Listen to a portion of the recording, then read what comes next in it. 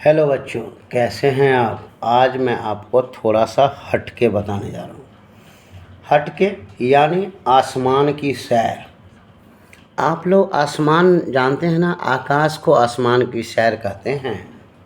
अब जब हम आकाश में जाते हैं तो आकाश की सैर करेंगे, लेकिन हम धरती पर से ही इसको कैसे देखते हैं।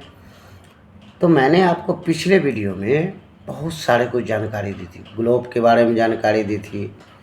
उसके बाद मैंने आपको 8 ग्रह के बारे में जानकारी दी थी, कौन लाल ग्रह है, कौन नीला ग्रह है, कौन लेटा हुआ ग्रह है, सब के बारे में बारी बारी से बताया था। उसी कड़ी में आज आपको आकाश गंगा के बारे में बताते हैं। ये आकाश गंगा सुन के आपको थोड़ा सा आश्चर्य होगा, जो आकाश गंगा है क्या। लेकिन जब आप रात में अपने सर को ऊपर करके देखते हैं, जब हम खुले आकाश में कहीं ना कहीं कहीं रास्ते की तरह दूर तक असंख्य तारों की फैली चौड़ी चमकदार पट्टी हमें को दिखाई देती है होती है। इसकी कल्पना आकाश में प्रकाश की एक बहती नदी की तरह की गई है। अब आप मन में सोचते हैं कि ये असंख्य तारे, इसकी रोशनी कैसी है, तो चौड़ी सफ़ेद चमकदार पट्टी की तरह है। जब हम इसकी कल्पना आकाश में प्रकाश की एक बहती की नदी की तरह करते हैं, यही आकाश गंगा कहलाता है। आप लोग समझे कि नहीं। बिल्कुल सरल भाषा में है, एकदम सरल भाषा में आपको मैंने बताया। यही आकाश गंगा है। आकाश गंगा को इंग्लिश में गैलेक्सी भी कहते हैं। चलिए आगे, अगला टॉपिक। आपने तारों का समूह देखा होगा। तारों का समूह मतलब होता है तारों का झुंड। बहुत सारा तारा एक साथ इकट्ठा होता है, इसीलिए मैंने यहाँ लिखा तारों का समूह। आप जब रात में देखोगे, मैंने जो लिखा है वही आपको मैं पढ़ के बता रहा हूँ। जब रात में आप देखोगे तो उत्तर दिशा में 7 तारों का एक समूह नज़र आएगा। अब यहाँ पर अगर इस तरह से नक्शा बनाते हैं, नॉर्थ, साउथ, ईस्ट और west. North, south, east, west, यानी उत्तर, दक्षिण, पूरब, पश्चिम। इस तरह से हम लोग नक्शा बनाते हैं। तो यहाँ जो हमने आपको बताया नॉर्थ, यहाँ उत्तर दिशा में आपको 7 तारों का एक समूह नज़र आएगा। इस समूह को हम लोग हिंदी में सप्तर्षि कहते हैं। 7 स्टार, इंग्लिश में 7 स्टार कहते हैं। 7 स्टार यानी सप्तऋषि। सप्तर्षि मतलब क्या, 7 ऋषि के नाम पर इसको सप्तऋषि कहा गया है। इनके नामाकरण ऋषियों के नाम पर किया गया। क्या आपको मालूम है, बहुत बच्चे को यह मालूम नहीं होता है, कौन कौन ऋषि के नाम पे, कौन कौन साधु श्री संत के नाम पे इस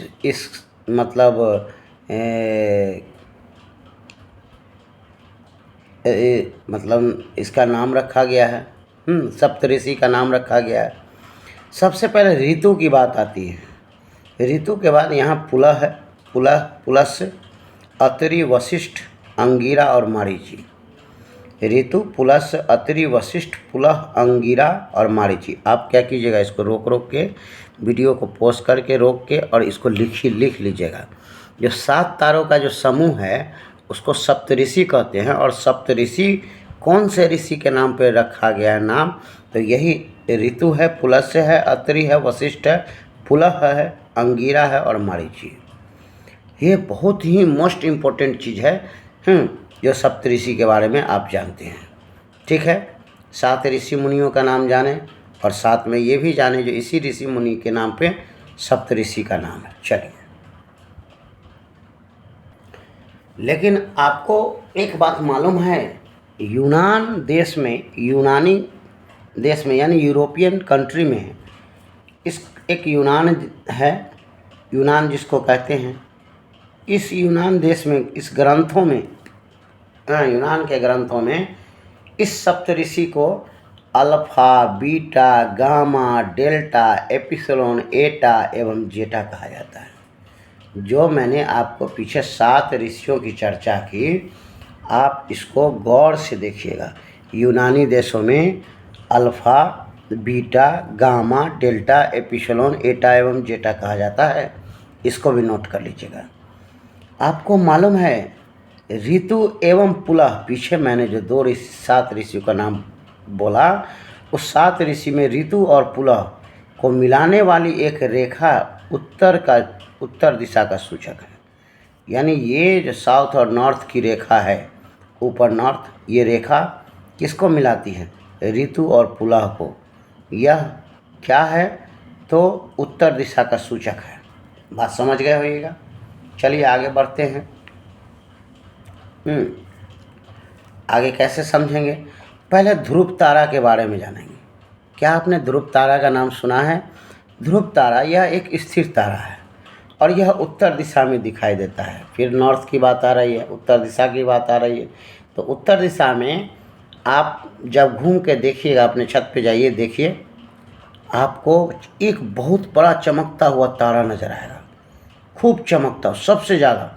उसी को हम ध्रुव तारा कहते हैं। लोग इसे भोर का भी तारा कहते हैं। भोर माने सुबह का तारा। पहले इसे बहुत, कहीं भुरकवा बोलते हैं, कहीं कुछ बोलते हैं, कहीं भोर का तारा बोलते हैं, कहीं ध्रुव तारा बोलते हैं। बहुत सारा नाम लोगों ने दिया है। इसके बाद आपके नाम में एक चीज़ आता है जो कि राशि कहलाता है। मालूम है ये राशि क्या है? तारों के कई विशेष समूह हैं। तारों के समूह, झुंड हैं। जब पृथ्वी सूर्य की परिक्रमा करती है, आप जानते हैं ना, पृथ्वी हमेशा सूर्य की परिक्रमा करती है। 365 दिन में पूरे एक चक्कर लगाती है एक साल में, 1 साल और 6 घंटे, पूरे एक चक्कर लगाती है। यह पृथ्वी जब सूर्य की परिक्रमा करती है तो सूर्य विभिन्न तारा समूहों के बीच नजर आता है। सूर्य क्या है? विभिन्न तारा समूहों के बीच नजर आता है। विभिन्न मतलब अलग अलग तारा समूह, और ऐसे समूहों की संख्या लगभग 12 है। कितना है? 12 है। गौर कीजिएगा, मैंने पृथ्वी के घूमने की बात कही है। जब सूर्य की चारों तरफ पृथ्वी घूमता है तो उसे 12 तारों का समूह नज़र आता है, और यही 12 तारों का समूह राशि कहलाता है। जल्दी इतना अलग तरीके से कोई नहीं आपको बताया गया है। और आप इसको नोट डाउन कीजिए।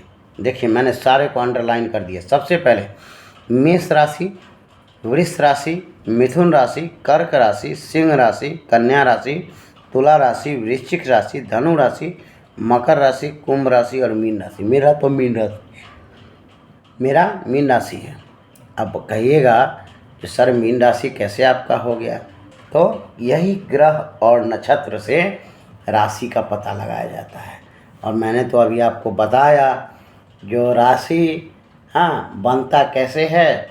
तो जब पृथ्वी सूर्य के चक्कर लगाता है तो तारों का 12 समूह या 12 समूह,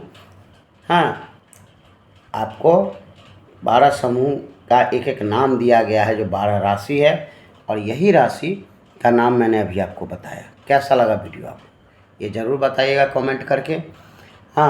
अगले वीडियो में एक और नए टॉपिक के साथ, एक और नए जोश के साथ आपके साथ मिलूँगा। मैं आपका दीपक सर रिक्वेस्ट करता हूँ, मेरे चैनल को ज़रूर सब्सक्राइब कीजिए और अपने दोस्तों को ज़रूर शेयर कीजिए। मिलते हैं अगले वीडियो में, तब तक के लिए बाय बाय बच्चों, बाय बाय।